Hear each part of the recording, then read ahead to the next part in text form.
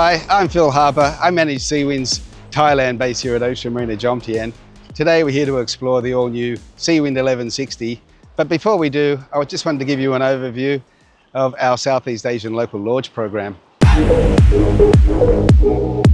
Rather than ship their yacht home directly, many owners choose to have their yacht launched and commissioned at the Seawind factory in Vietnam. From there, we deliver the yacht to Thailand and complete the handover and sea trials here at Ocean Marina. It really is a great place to get started. The marina is a world-class marina and holds a 5 Gold Anchor Award from the Marina Industries Association. Most owners live aboard here for the first few weeks under our berthing program, and that comes with full membership privileges. That gives them access to the gym, large indoor pool and more. The local cruising area here is perfect for day trips and short overnight sails. From November to May, we have the Got Chung Islands, and from June through August, we've got Got Samui and the surrounding islands there. The passage to these cruising grounds is a great way to stretch your legs. You can get to both of these destinations without any night sailing. They give you a chance to log a few hundred miles in safe protected waters. These areas offer safe cruising, beautiful beaches, everything from 6-star resorts down to grass hut beach bars.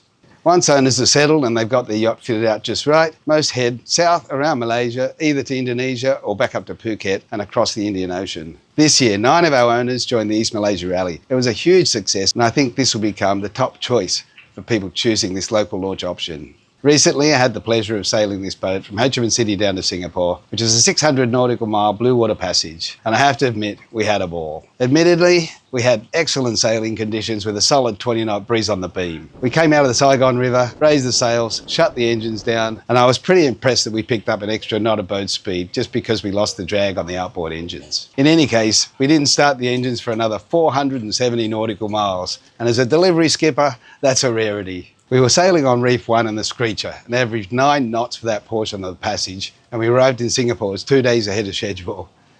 Now, the South China Sea has a huge fishing fleet and a lot of commercial shipping, so manoeuvrability is crucial. We were able to easily hold the Screecher up to 60 degrees and down to about 140 degrees, which gave us an 80-degree bandwidth for dodging traffic. Overall, this boat is light, responsive and fast. The sail handling is easy and the new flat decks make it easy to get around. I spend a lot of time on Seawinds, and the first thing I notice every time I come aboard the 1160XL is the space in the hulls. It's really amazing what a difference the extra hull width made. It just feels like a much bigger boat. Now, to be clear, this is not a new design. It's an evolution of the 1160, which has been hugely popular and has been highly awarded, including one of the few boats selected for the USA Multi-Hull Hall of Fame.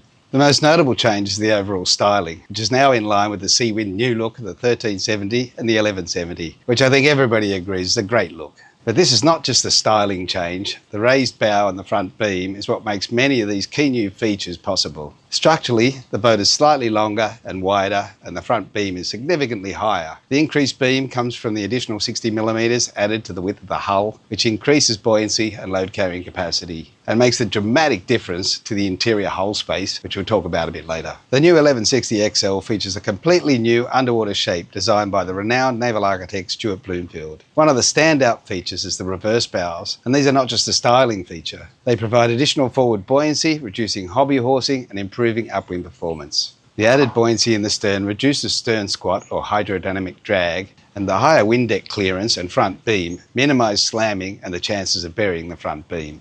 All of this comes together to deliver a faster, more comfortable, safer Bluewater cruiser. On that note, the new 1160XL is now fully compliant with the ISO Category A Unlimited Offshore EU certification. I really enjoyed sailing the 1160XL, in part because compared to larger boats, it's just so easy to sail. But Seawind has increased the size of the mainsail, and through strategic use of carbon fibre laminates to reduce weight, increase the sail to weight ratio, which more than compensates for the higher freeboard of Seawind's sporty new look.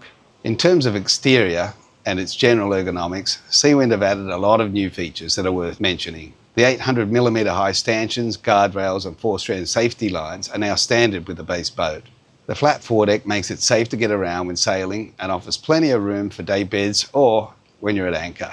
The flat coach roof offers more space for solar panels and really improves access to the boom for mainsail handling. The extra deep forward lockers offer plenty of space for fenders and even Screecher and spinnaker storage. One feature I really appreciate is the extra deep chain locker. Even with 100 metres of chain, the locker is more than deep enough to prevent chain piling and fouling the windlass. In fact, there's enough space for an additional rope rode for those cruising in remote areas with deep anchorages. Lastly, the new side boarding gate. I'm in a marina with a lot of other Seawinds, and everyone has commented on it. It looks great, and it just makes boarding so much easier when you're alongside in the marina.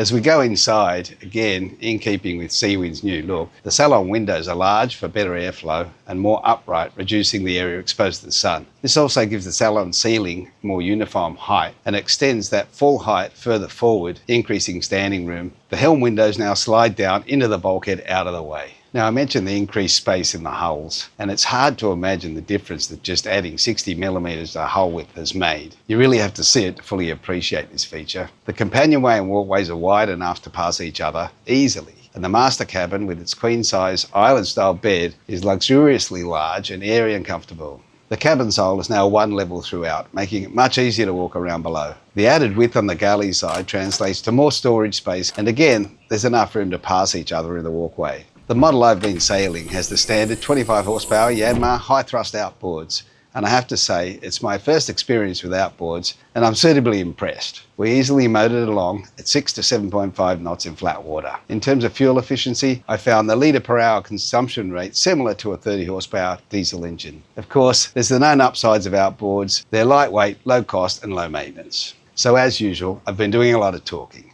But if I had to do a quick summary, I'd say sporting the new Seawind look, the 1160XL is a stunning looking boat. It'll turn heads. It's fast, easy to sail. The interior fit out is just as impressive as the exterior styling. The accommodations and living spaces are more fitting for a cat in the over 40-foot range. The 1160XL is versatile. It'd be a great weekend cruiser or club racer, perfect for coastal cruising and island hopping, or a world passage maker. My delivery crew and I had a great time sailing this boat, and it's right here at Ocean Marina, ready to go if you'd like to come give it a try.